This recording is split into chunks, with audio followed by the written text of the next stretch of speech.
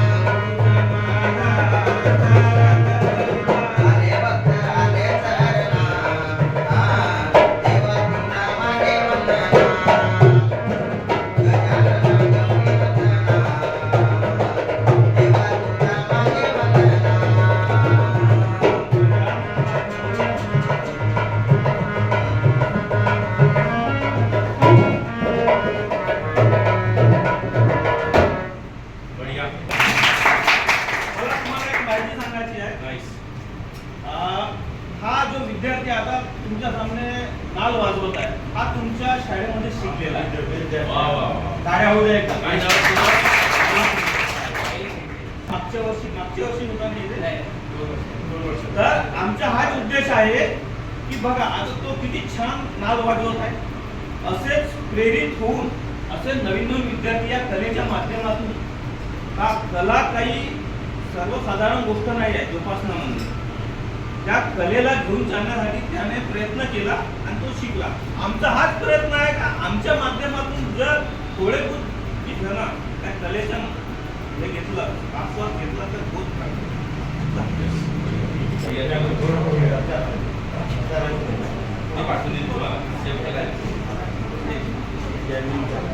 मला एक सांगा तुमच्यामध्ये शाळेची क्षेत्रातील तुंतुना याला दुसरं नाव आहे चोंता. हो असण्याकडे काय आहे पण ते नाव आहे त्याचं वाला तुंतुना आणि चोंता. ठीक आहे. यानंतर सगळ्यात महत्वाचा जो मेन वक्ता राहतो जो मेन शाहीर राहतो जो मेन शाहिराच्या हातामध्ये जे वाद्य राहते त्याला म्हणतात डब. हे डब त्याकडे वाजवण्यासाठी राहते हा शाहिराचा मेन वाद्य आहे जो सगळ्या ग्रुपला घेऊन चालतो आणि सगळा ग्रुप त्याच्यामध्ये राहतो. तर पात्र असे आहे आमच्या लोककला शाळेत आपल्या हळी गंमत पात्र आहे. सर्वप्रथम गण आपल्या याच्यामध्ये घेतलं जातं. त्यानंतर गवळण. आता एक गवळण तुम्हाला कोणाला एक गाणं येत नाही का थोडंसं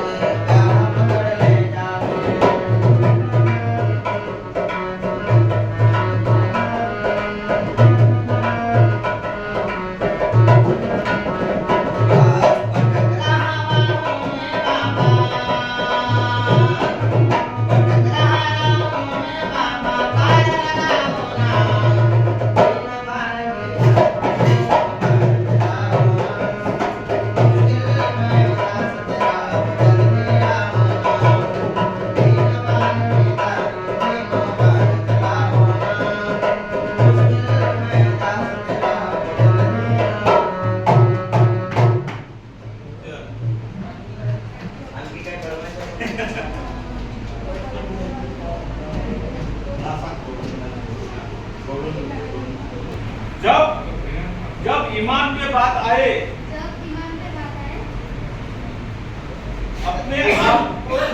अपने आप के खिलाफ बोलो. जब अपने ईमान पे बात आए तो अपने आप के खिलाफ बोलो. अपने आप के खिलाफ. और देश पर बात आए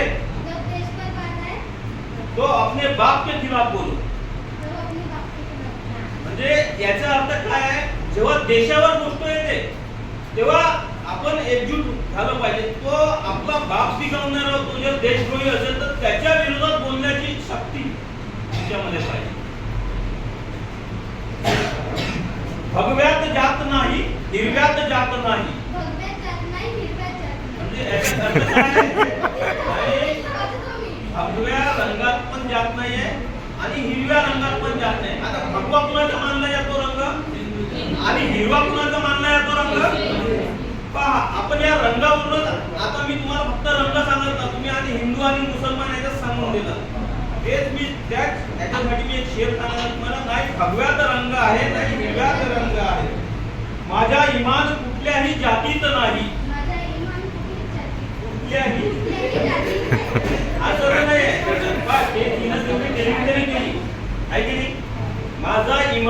कुठल्याही जातीत नाही. हा जन्म ठेवला मी हातामध्ये तिरंगा. हा जन्म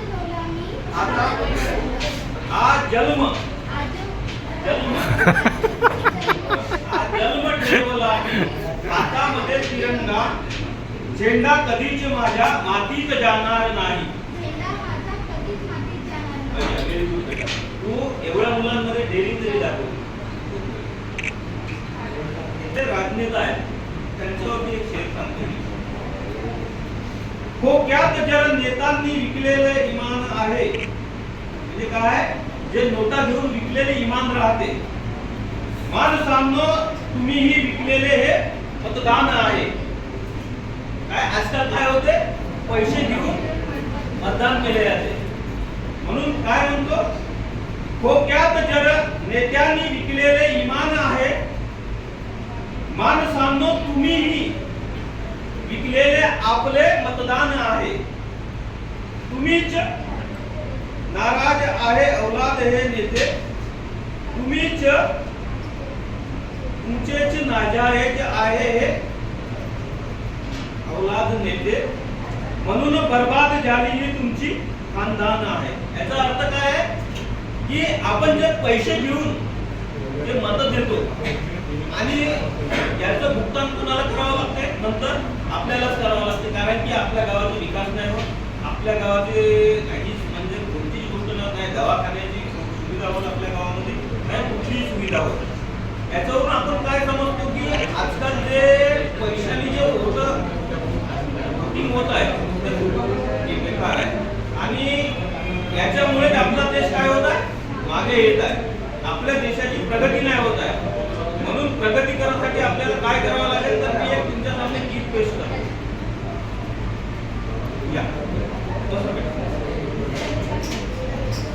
एक दोन कळवे सांगत आहे मी.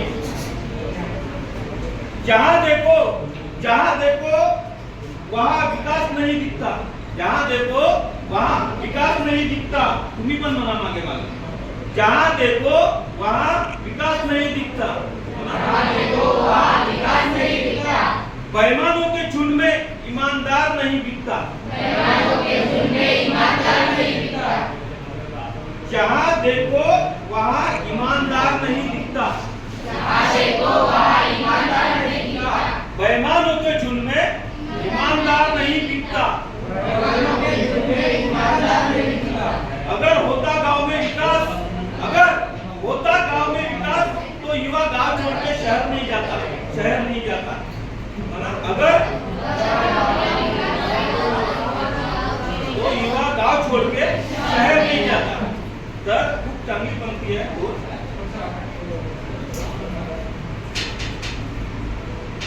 एक देशावर आधारित गीत ऐकलं, मेरी जान जाए वतन के लिए. गीत म्हणत आहे. कोणी ऐकलं? यही आरज़ू है मेरी, चाहे बुरा मेरा दिल का अरमान हो. चाहे बुरा मेरे दिल का अरमान हो. आदमी आदमी से मोहब्बत करे, चाहे हिंदू हो या मुसलमान हो. आता एक छोटा सा कड़वा है. लहू अपना दे दूं चमन के लिए. लहू अपना दे दूं चमन के लिए. मेरी जान तो बहे खून मेरा चमन के लिए. मेरी जान जाए वतन के लिए. मेरी जान जाए वतन के लिए. कव्वाली है.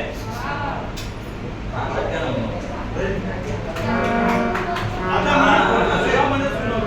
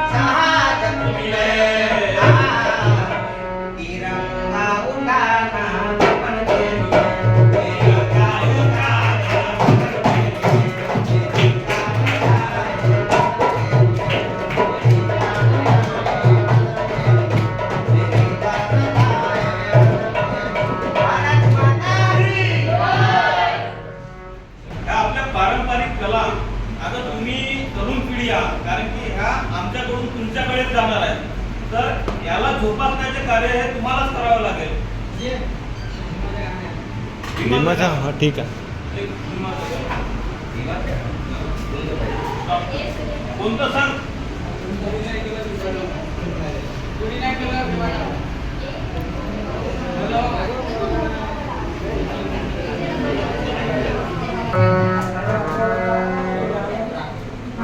माझं गाणं?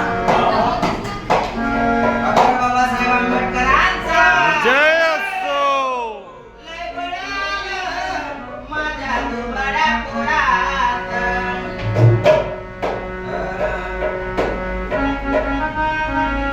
लय बळालं माझ्या दुबळ्या पोरात.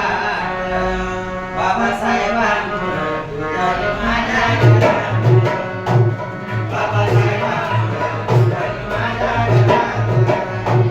बाबासाहेबांमुळं उजाड माझ्या घरात.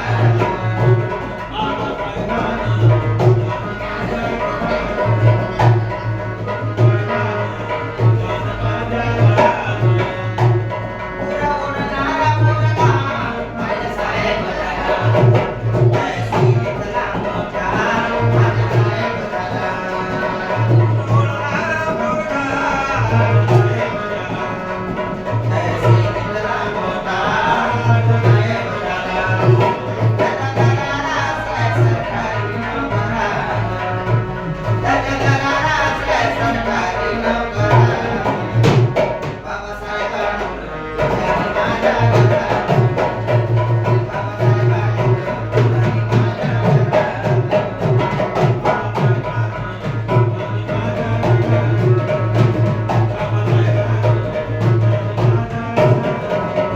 राजवाड्यातला माणूस आता गावात आला. साऱ्या गावच्या कारभारी माझा येतो बदला.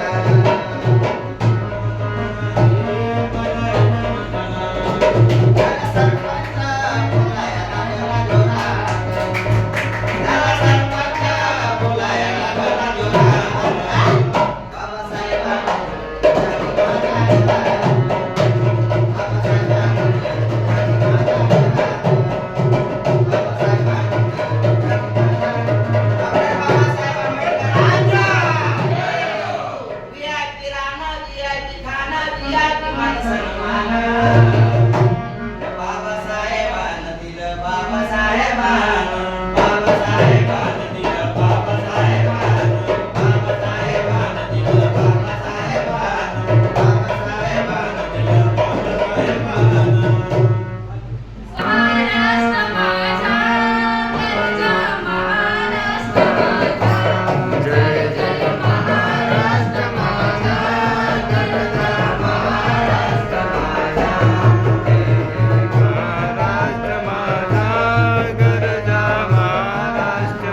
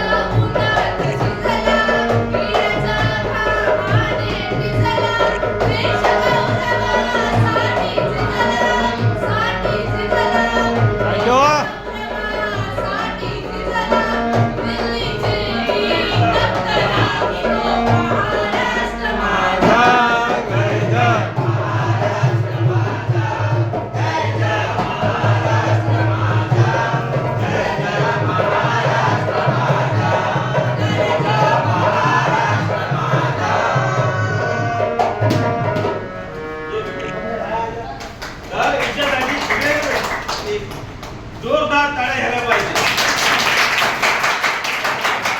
आणि वर्ग सांग. मी आता 12वी शाळेत होते आणि माझं नाव अनु आहे. पहा हिने किती छान गाणं म्हटलं. तर असेच मुलं घडवायसाठी आणि असेच आपण शिक्षण द्यायसाठी इथे आलेलो आहोत. तर तुमच्यामधून अजून कुणाला गाणं येत असेल तर ते म्हणू शकता. चला आता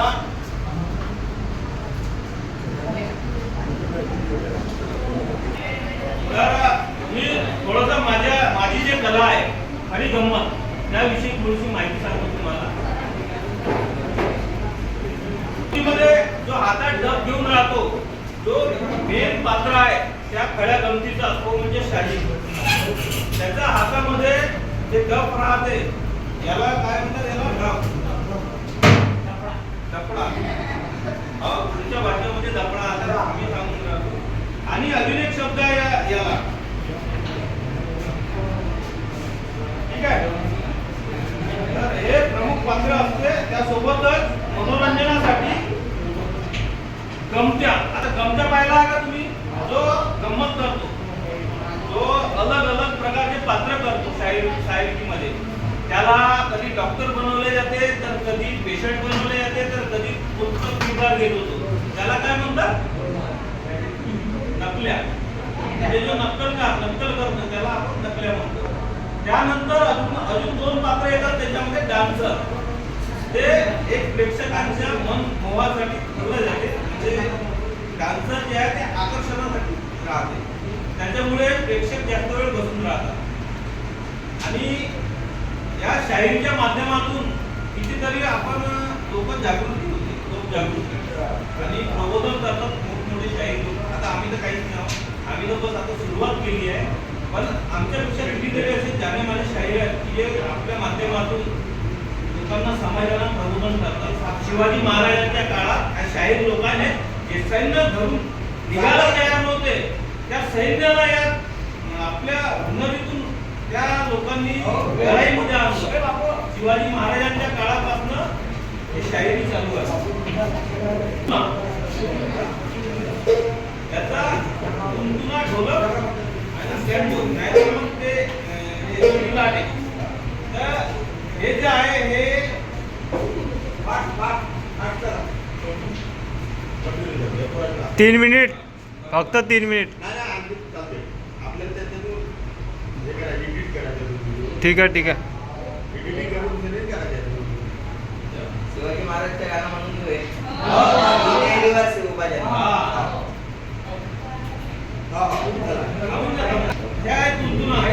त्याच्याबद्दल तुम्हाला मी माहिती सांगितली आहे. त्यानंतर काय असतो, एक ताल तरी असतो, तो ताल वाजवतो मंजिरा.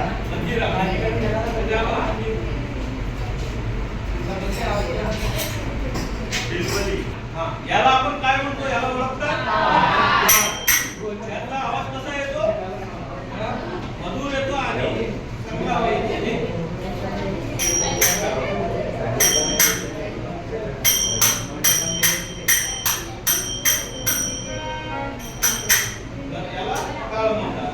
यानंतर हे हार्मोनियम आहे, याच्याबद्दल आपण सांगितलं आहे. त्यानंतर बँजो. हे जे आहे ते बँजो हे हार्मोनियम आहे. एक आपल्या याच्यामध्ये बँजो येतो, तो तारांनी वाजवला जातो, त्याला बँजो म्हणतात. तर अशी हे आमच्या साहित्याची माहिती आहे, तुम्ही समजा. आणि आता एक गाणं आम्ही तुमच्या समोर शिवाजी महाराजांचा पेश करत आहोत. आखरी आणि त्यानंतर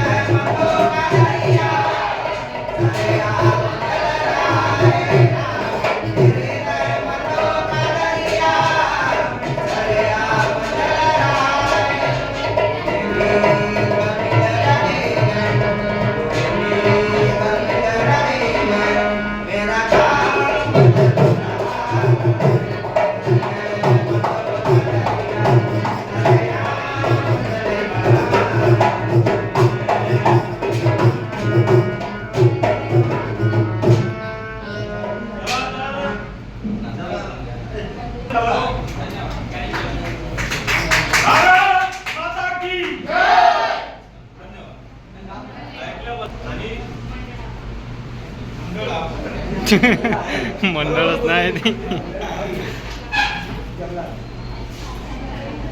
तर